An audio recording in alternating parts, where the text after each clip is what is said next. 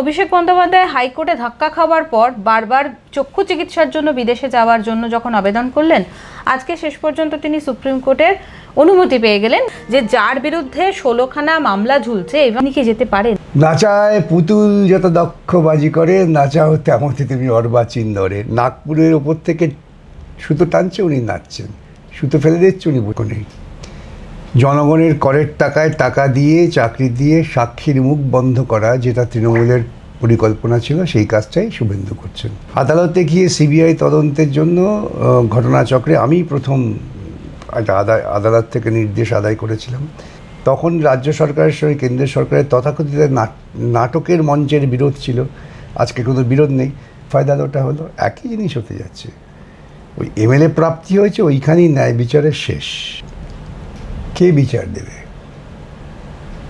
দুর্নীতিগ্রস্ত কেন্দ্রীয় সরকার এবং রাজ্য সরকার। রাজ্য সরকারের জামা পরিবর্তন ছাড়া অন্য কোনো পরিবর্তন আপনারা লক্ষ্য করছেন? যে এফআইআরের পর এফআইআরের খেলা যদি চলে, তাহলে যে কোনো সুস্থ চিন্তার মানুষ ভাববেন যেটা খেলা চলছে, কাজ হচ্ছে না। সংগঠনের কর্মীরা ছিলেন না, সুপ্রিম কোর্টে ছিলেন সরাসরি সরকারি কর্মচারী, কনফেডারেশন অফ গভর্নমেন্ট এমপ্লয়িজ। অতএব রায়টা তাদের ক্ষেত্রে প্রযোজ্য, অন্যদের ক্ষেত্রে প্রযোজ্য নয়। এটা হচ্ছে একটা সঠতার ব্যাখ্যা। নমস্কার দর্শক বন্ধুরা, ইমেজ বেঙ্গলে আপনাদের সকলকে স্বাগত। রাজ্য রাজনীতির একাধিক গুরুত্বপূর্ণ বিষয় নিয়ে আমরা এই মুহূর্তে মুখোমুখি হয়েছি বিশিষ্ট আইনজীবী বিকাশ রঞ্জন ভট্টাচার্যের। দাদা নমস্কার, ইমেজ বেঙ্গলে আপনাকে স্বাগত।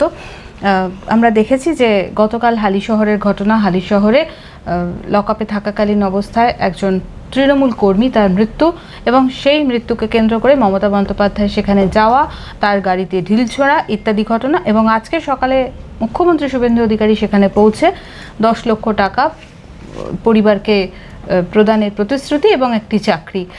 স্বভাবতই যারা বিরোধী তাদের একটা প্রসঙ্গ উঠে আসছে, তারা বলছেন যে আরজিকর কাণ্ডে তাহলে মমতা বন্দ্যোপাধ্যায় 10 লাখ দিতে গিয়েছিলেন, এখানে তাহলে সমস্যাটা কোথায়, কি বলবেন আপনি? দেখুন, আমি বহুদিন থেকে বলছি তৃণমূল বিজেপির মধ্যে কোনো মৌলিক বিরোধ নেই, আদর্শগত কোনো ফারাক নেই। যে পথে মমতা চলেছেন সে পথেই শুভেন্দু চলছেন, এর মধ্যে কোনো পার্থক্য নেই। জনগণের করের টাকায় টাকা দিয়ে চাকরি দিয়ে সাক্ষীর মুখ বন্ধ করা, যেটা তৃণমূলের পরিকল্পনা ছিল, সেই কাজটাই শুভেন্দু করছেন। পুলিশি হেফাজতে একজন মারা গিয়েছেন, তার সঠিক তদন্ত হবে, তদন্ত হয়ে কারণটা বেরোবে। যাতে এই কারণটা না বেরোয়, সেজন্য যিনি সবচেয়ে বেশি মুখিয়া হতে পারতেন সেটা হচ্ছে যিনি খুন হয়েছেন, তার স্ত্রী। তাকে টাকা দিয়ে চাকরি দিয়ে মুখ বন্ধ করে দেওয়া হলো। এত বড় নক্কারজনক কাজ কোনো গণতান্ত্রিক প্রশাসনে হতে পারে আমি ভাবি না। আমি তৃণমূল আমলেও বলেছি, মমতার পরিকল্পনা হচ্ছে টাকা দিয়ে সাক্ষী কেন, সেই কাজই শুভেন্দু করছে। কিন্তু মৌলিক পার্থক্য কোথায়? এরা গণতান্ত্রিক মূল্যবোধের সর্বনাশ করার যাত্রা মমতাকে শুরু করেছিলেন, সেটাকে শুভেন্দু ধীরে ধীরে আরও এগিয়ে নিয়ে যাচ্ছেন। গতকাল আরজিকর কাণ্ডে 2 বছর সম্পূর্ণ হলো এবং আমরা দেখলাম যে পানিহাটিতে একটা অনুষ্ঠানের আয়োজন করা হয়েছিল, সেখানে মুখ্যমন্ত্রী ছিলেন, অন্যান্য মন্ত্রীরা ছিলেন, অভয়ার মা বিধায়িকা হিসেবে ছিলেন। শুভেন্দু অধিকারী ওই মঞ্চ থেকে তিনি কয়েকটা কথা বলেছেন, যেগুলো হচ্ছে যে তিনি বলছেন যে সিবিআই যে বিষয়গুলো নিয়ে তদন্ত করছে সেখানে আমি কিছু করতে পারবো না, আমার নিজস্ব কিছু লিমিটেশনস রয়েছে। কিন্তু শ্মশানকাণ্ড, অর্থাৎ শ্মশানে 3 জনের জায়গায়, সেই জায়গায় 2 জনকে টপকে পুড়িয়ে দেওয়া এবং চালান শ্মশানের ইত্যাদি বিভিন্ন বিষয় নিয়ে প্রশ্ন উঠছে। আদৌ কি সত্যি এই বিষয়টার কিছু মিলবে? আপনি যা বললেন তার থেকে পরিষ্কার এই রাজ্যের মুখ্যমন্ত্রী ভাঁওতা এবং ভাঁওতার ওপরেই দাঁড়িয়ে আছেন। যেমন মমতা ছিলেন তেমন তিনি। সিবিআই যে তদন্ত করেছে, তদন্ত থেকে শ্মশানকাণ্ড বাইরে ছিল। তদন্তের সমস্ত প্রেক্ষাপটটাই হচ্ছে যেদিন থেকে মেয়েটা খুন হয়েছে তারপর থেকে সমস্ত কর্মকাণ্ড। আদালতে গিয়ে সিবিআই তদন্তের জন্য ঘটনাচক্রে আমি প্রথম একটা আদালত থেকে নির্দেশ আদায় করেছিলাম। তারপর থেকে সিবিআই তদন্ত করেছে। সিবিআই কেন্দ্রীয় সরকারের নিয়ন্ত্রণাধীন ছিলেন। তখন রাজ্য সরকারের সঙ্গে কেন্দ্রীয় সরকারের তথাকথিত নাটকের মঞ্চের বিরোধ ছিল। আজকে কোনো বিরোধ নেই। আজকে স্বীকার করছেন শুভেন্দু যে আমার কিছু করার নেই। এই আসল সত্যটা যতক্ষণ না কেউ বুঝতে পারবেন ততক্ষণ তাদের বিপদ।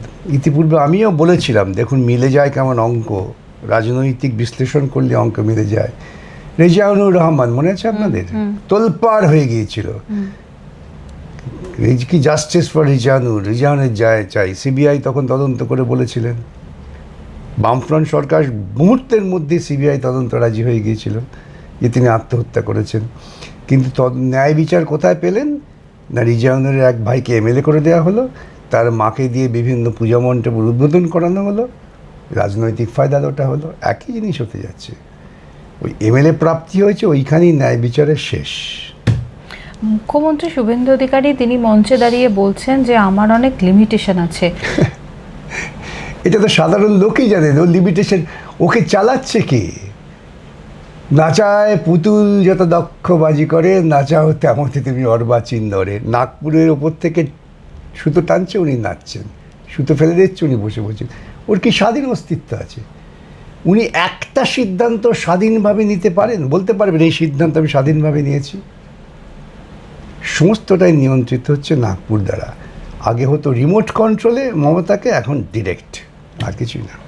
আমি আপনার কাছে একটা প্রশ্ন করতে চাই, যেহেতু আপনি আর.জি. কর কাণ্ডে একদম প্রথম থেকে এই মামলাটার সঙ্গে যুক্ত ছিলেন সেই সময়, এখন তো সরকার পরিবর্তন হয়েছে, এখন তো নতুন সরকার ক্ষমতায় এসেছেন, তাদের একটা বড় এজেন্ডা ছিল এবং এবারে যে ক্ষমতার পরিবর্তন হলো সেখানেও কিন্তু আর.জি. কর একটা বড় অংশ, এই দুর্নীতিটা। তো সেখানে এখনো কেন বিচার পাচ্ছে না অভয়া? কে বিচার দেবে? দুর্নীতিগ্রস্ত কেন্দ্রীয় সরকার এবং রাজ্য সরকার। রাজ্য সরকারের জামা পরিবর্তন ছাড়া অন্য কোনো পরিবর্তন আপনারা লক্ষ্য করছেন? আমি তো লক্ষ্য করছি না। আমি তো প্রথম দিন থেকেই বলে আসছি, শুধুমাত্র জামা পরিবর্তন হয়েছে, আর কিছু পরিবর্তন হয়নি। এরা লোককে ভাঁওতা দেবেন, জনগণের করের টাকা দিয়ে মুখ বন্ধ করবেন যাতে সত্য তথ্য সামনে না আসে। এনকাউন্টার করবেন, খুন করবেন, যাকে পছন্দ না তাকে থানায় নিয়ে গিয়ে পিটিয়ে মেরে ফেলে দেবেন। এইটাই হচ্ছে সামগ্রিকভাবে তৃণমূলের পরিকল্পনা ছিল, আমাদের বাধায় করতে পারেননি। এখন এই পরিকল্পনা আমরা বাধা দিই, সেই জন্যই দেখবেন সোশ্যাল মিডিয়াতে বিজেপি, আরএসএস এবং ওদের আইটি সেল নিরন্তর আমাকে গালাগালি দিয়ে যাচ্ছেন। কোনো যুক্তি নেই, তর্ক নেই, বোধ নেই, বিবেচনা নেই, খিস্তি। এই হচ্ছে ওদের পরিকল্পনা। মমতা বন্দ্যোপাধ্যায় কালকে হালিশহরে গেলেন, তাকে ঘিরে তুমুল বিক্ষোভ, তার গাড়িতে পাথর ছোড়া, কাদা ছোড়া। কল্যাণ বন্দ্যোপাধ্যায় মমতা বন্দ্যোপাধ্যায়ের সঙ্গে যখন গিয়েছিলেন তিনি বললেন মুখ্যমন্ত্রীকে মারবার চক্রান্ত করছে শুভেন্দু অধিকারী এবং সিপি এবং ডিজির ইতিমধ্যে পদত্যাগ দরকার এই মুহূর্তে। না, এটা তো একটা অসভ্য সংস্কৃতি তৈরি করেছে বিজেপি। যে সংস্কৃতি হচ্ছে মমতার ওই চূড়ান্ত অসভ্যতারই একটা ধারাবাহিকতা। এর আগেও আমরা দেখেছি মমতার আমলে, যাতে তদন্ত না হয় সেই জন্য বিষয়টাকে ক্রমশ একেবারে তৃণমূল কংগ্রেসের নিয়ন্ত্রণে নিয়ে আসা। আমি আপনাকে আমার একটা ব্যক্তিগত অভিজ্ঞতা বলতে পারি, আপনাদের মনে থাকতে পারে। মধ্যমগ্রামে এক ট্যাক্সি ড্রাইভারের মেয়েকে ধর্ষণ করা হয়েছিল, খুন করা হয়েছিল। তৃণমূলের সন্ত্রাসের ফলে লোকে ওখানে যেতে পারতো না। আমি একা গিয়েছিলাম। আমি যখন যাচ্ছি তখন গণতান্ত্রিক আন্দোলনের বহু নেতা, মহিলা নেত্রী বলেছেন যেও না, বিপদ আছে। আমি কিসের বিপদ? আমি গিয়েছিলাম, ওরা আমাকে ভয় পেয়েছিল। আমি গিয়ে সেখানে সমস্ত ঘটনা দেখে যারা পুলিশ আধিকারিক ছিলেন তাদের আমার মতামত স্পষ্ট বলে এসে যখন ফিরে আসছি তখন তৃণমূল কংগ্রেসের কিছু লোক আমাকে ঘেরাও করেন। ঘেরাও করে বললেন যে আপনি এসছেন কেন? না, আমি আসবো কিনা আসবো, আপনাদের কৈফিয়ত দেবো নাকি? তখন বলছেন না, এটা আমাদের পাড়ার ব্যাপার, আমরা বুঝে নেব।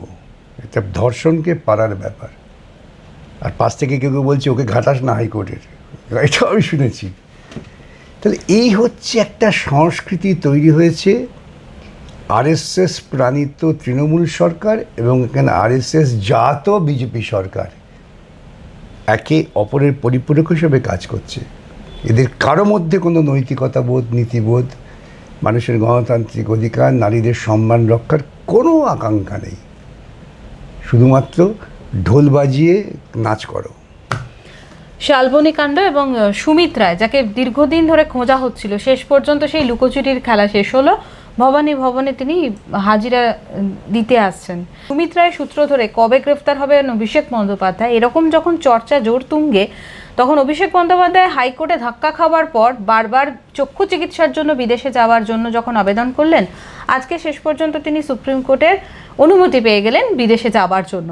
প্রশ্ন এখানে নয় যে কেন অভিষেক বন্দ্যোপাধ্যায় বিদেশে যাচ্ছেন, বিদেশে যাবার তার যদি ক্ষমতা থাকে বা তার প্রয়োজন থাকে তিনি যেতেই পারেন, কিন্তু প্রশ্ন হচ্ছে যে যার বিরুদ্ধে 16খানা মামলা ঝুলছে এবং আমি এই নিয়ে কোনো মন্তব্য করব না।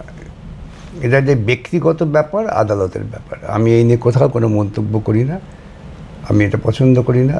এর সঙ্গে আমি অন্য কোনো বিষয়ে মন্তব্য করতে রাজি নই। কিন্তু বুঝতে হবে যে এ রাজ্যে এফআইআরের পর এফআইআরের খেলা যদি চলে তাহলে যে কোনো সুস্থ চিন্তার মানুষ ভাববেন যেটা খেলা চলছে, কাজ হচ্ছে না। যেটা আপনি বললেন যে এফআইআর এর পর এফআইআর, আমরা দেখলাম যে এফআইআর এর একের পর এক এফআইআর হচ্ছে, বিভিন্ন তৃণমূল নেতা কর্মী কেউ অ্যারেস্ট হলেন, কয়েকজন হয়তো অ্যারেস্ট হলেন, বেশিরভাগের মধ্যে আবার অন্যদিকে চলে গেলেন, দুটো ভাগে ভাগ হয়ে গেল তৃণমূল। তাহলে যে দুর্নীতি, যেটাকে কেন্দ্র করে মানুষ আজকে একটা সরকার পরিবর্তনের চেষ্টা করলো, তাহলে সেটাই কি মানুষের সম্পূর্ণ ভুল হলো? মানুষ ভুল করেছেন, আমি তো প্রথম দিন থেকে বলছি। মানুষ প্রচারের আবহে নিজেদের সাধারণ বুদ্ধিমত্তাকে বিসর্জন দিয়েছেন। বামফ্রন্ট সরকারকে সরিয়ে তৃণমূলকে আনা একটা দুর্নীতি এবং একটা ষড়যন্ত্রের প্রতিফলন, তারই ধারাবাহিকতা বজায় রাখছেন। মানুষ কখনোই তার দীর্ঘমেয়াদী স্বার্থের কথা ভেবে ভোট দিচ্ছেন না, এটা পরিষ্কার। এবং আজকে সেটা হারে হারে আমরা উপলব্ধি করছি। একটা নাটক হচ্ছে, সেই নাটকে কি ডায়লগ হবে, কি হবে না হবে, সেখানেও বিজেপির হস্তক্ষেপ, আরএসএসের হস্তক্ষেপ। তারা কোথায় আমাদের নিয়ে যেতে চান ভাবা যায়? এই বাংলা রামমোহন বিদ্যাসাগর রবীন্দ্রনাথের বাংলা, এটা হয়ে যাচ্ছে গোপাল পাঠার বাংলা।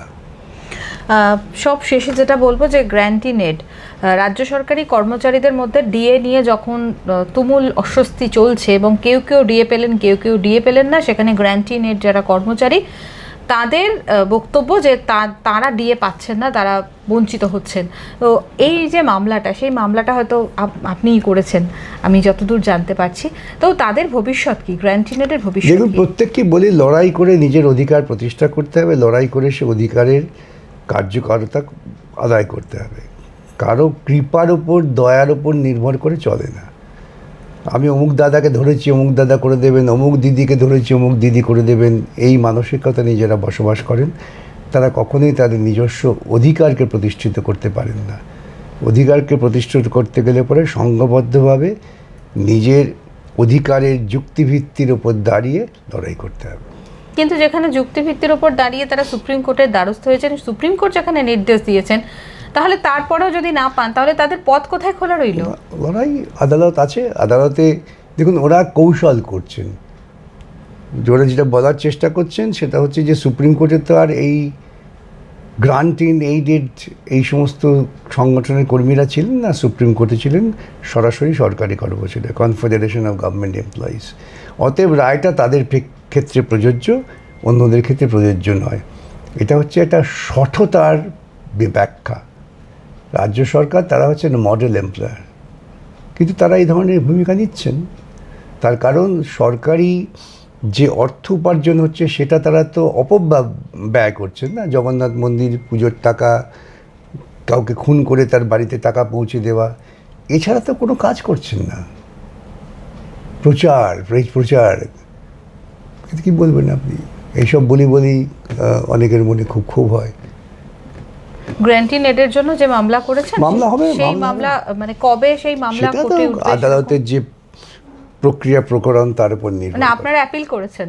না, তাদের তো স্বাভাবিকভাবেই তাদের দাবি প্রতিষ্ঠার জন্য তাদের আইনের আদালতে এসছেন। শুধু আইনের আদালতে থাকবে হবে না, লাঠি হাতে রাস্তায় নামতে হবে, আমি বারবার বলছি।